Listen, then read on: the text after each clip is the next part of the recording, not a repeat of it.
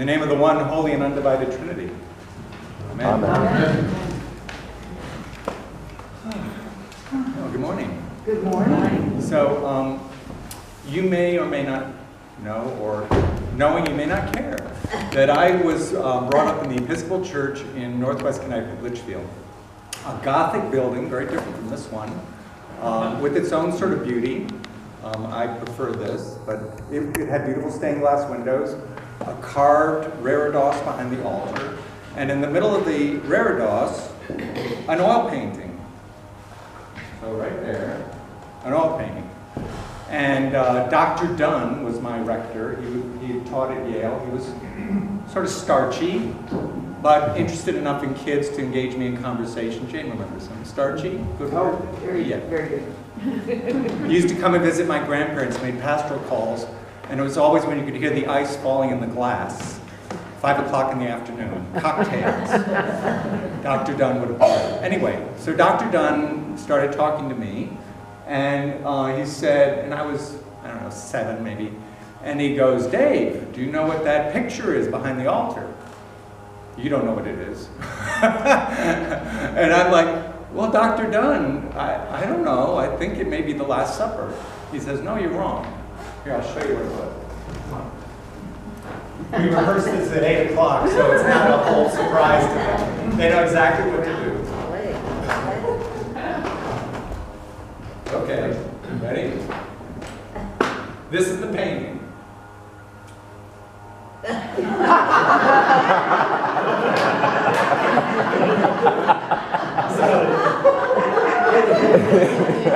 So there's breaking in bread, and I go, "Dr. Dunn, that's the Last Supper." He says, "No."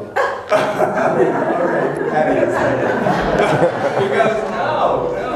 He said, "That's the story from the Road to Emmaus."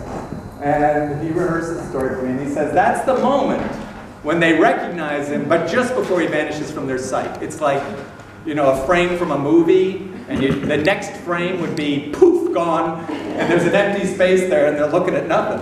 But they're seeing Jesus. They're seeing him. They're like, "Oh, wow, we know who you are." And before that, everything leading up to it was all this consternation, all this sort of worry. "Oh, don't you know what's happened in Jerusalem? Are you the only one in the area that doesn't know?" And, what things? Isn't it beautiful how Jesus plays dumb with these guys? And he's walking, "What do you mean? What things?" "Oh, but Jesus of Nazareth, blah, blah, blah." And he goes, "Well, don't you know?" And he opens for them the scriptures and says, the Messiah was supposed to suffer this way. This was all part of the plan, the unfolding plan. And they're not apparently impressed with that, at least not in a way that they know until they're reflecting on that experience later. And as is typical, well, you know that for the Jewish people, you don't walk at night. You don't proceed at night. And so when they get to their destination in Emmaus, and this third person is with Cleopas and whoever the other disciple was, and they're saying, "He looks like he's going to go ahead." We know it's Jesus, but they don't. "He looks like he's going to go ahead." And they say, No, day's almost over. You can't do that. Come and stay with us." So he agrees, and they have a meal together. And suddenly, at the moment of the breaking of bread, when he blesses it and gives it to them, they see him for who he is. Their eyes are opened. Before it says their eyes were kept from seeing him. Did you hear that in the gospel? Their eyes were kept from seeing him. And then when he breaks bread, their eyes are opened. So why were their eyes kept from seeing him? What was going on? And, these resurrection appearances have this quality of like, now you see him, now you don't. Walks through a wall, then he vanishes, eats food with them, blah, blah. And it's like they're getting tuned in to what it really means that there's been a resurrection of Jesus the Christ. And what they're coming to tune into is what the Acts of the Apostles sort of offers, is that, he comes to you in great power, not because he's physically in the world anymore, but because he's physically with you. He's in your body. He's in your life. And you can sort of see that and come to know that. Well, these guys were just sort of in that, sort of not able to figure it out yet. They didn't know. And they were still hoping there was going to be a physical resurrection and that Jesus would again be with them and walking and talking and be with them, and that then something would happen, there'd be a real physical transformation. The physical transformation was in them. Their eyes were opened. Have you ever had the awareness that your eyes are closed? Have you ever had tunnel vision? You ever been lost in thought? And it can be something very innocent or it could be something really serious, but you just can't look at anything except that one thing. I was driving a Penske truck the last 48 hours. Who here has driven a Penske truck? Well, I kept looking for the rear view mirror up in the window, and it isn't there, and I'm like, how do I see what's going on? And I had to orient myself to the side view mirrors and go outside and adjust them and go back inside and look and see, and wondering, can I really see what's next to me? How do I drive this thing 120 miles each way and keep track of the road and where I am and who's next to me? And I fortunately only had one horn blow that whole trip, so I guess I did pretty well. But I had that tunnel vision. Do you know, I couldn't think about anything other than driving that truck and doing it safely. And if anyone had been sitting there with me, I'd be like, oh my gosh, you gotta help me, you gotta look. And then something happened. I began to see the beauty of the spring green color in the hills around me. And it all shifted. And it didn't mean I couldn't drive anymore, but suddenly it was part of a broader context. And I was aware of the beauty of the earth around me. And things just opened up.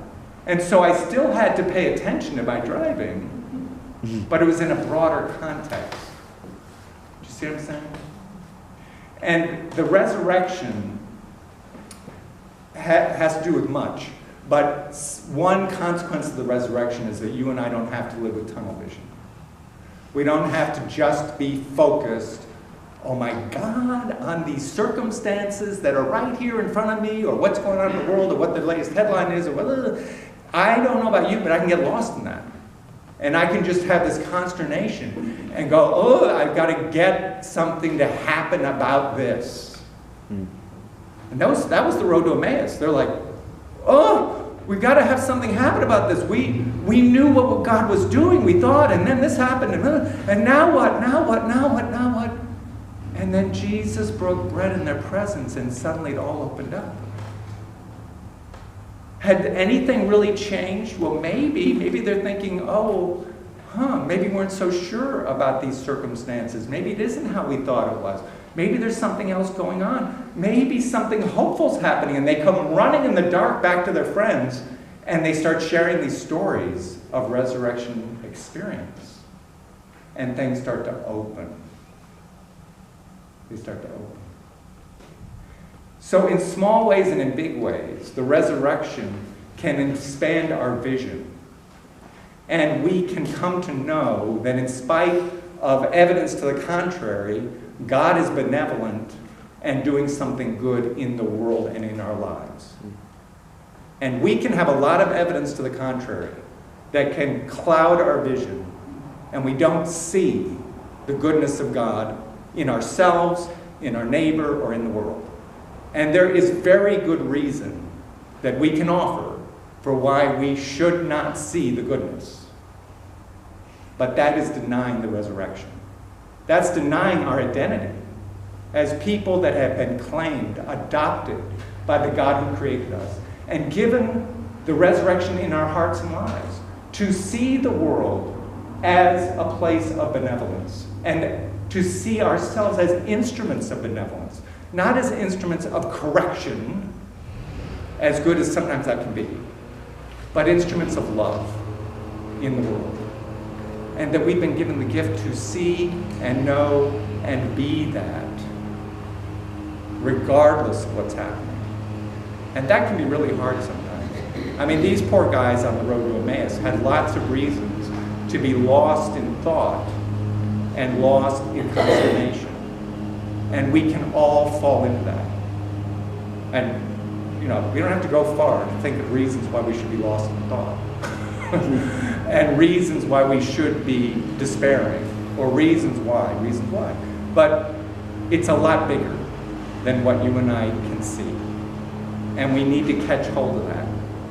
That God is working all things together for good. Not just what we think should be working together for good. All things are working together for good and according to God's purpose. And we want to argue with that. I know I do. And say, this can't be God's purpose. This can't be anything good. This can't be. We can discount it. And then we get lost in the despair and the worry and the work and we lose the joy of being alive and the joy of being God's instrument for love and grace in the world. It doesn't mean we turn a blind eye to what's going on. But it means that our vision expands.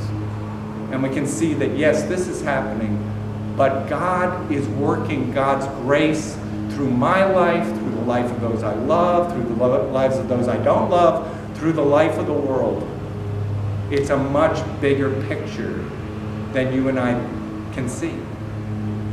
And that's what came to those two guys when Jesus broke the bread.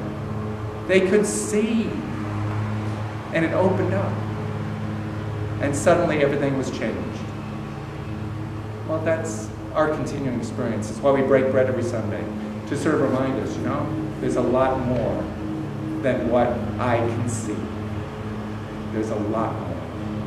And God is working God's grace, God's will, God's love through your life and through the lives of all creation.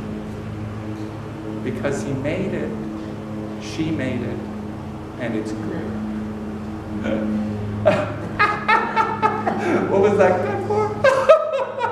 Done? Okay, Susan says I'm done. Okay, I'm done. Amen. But you heard me go from he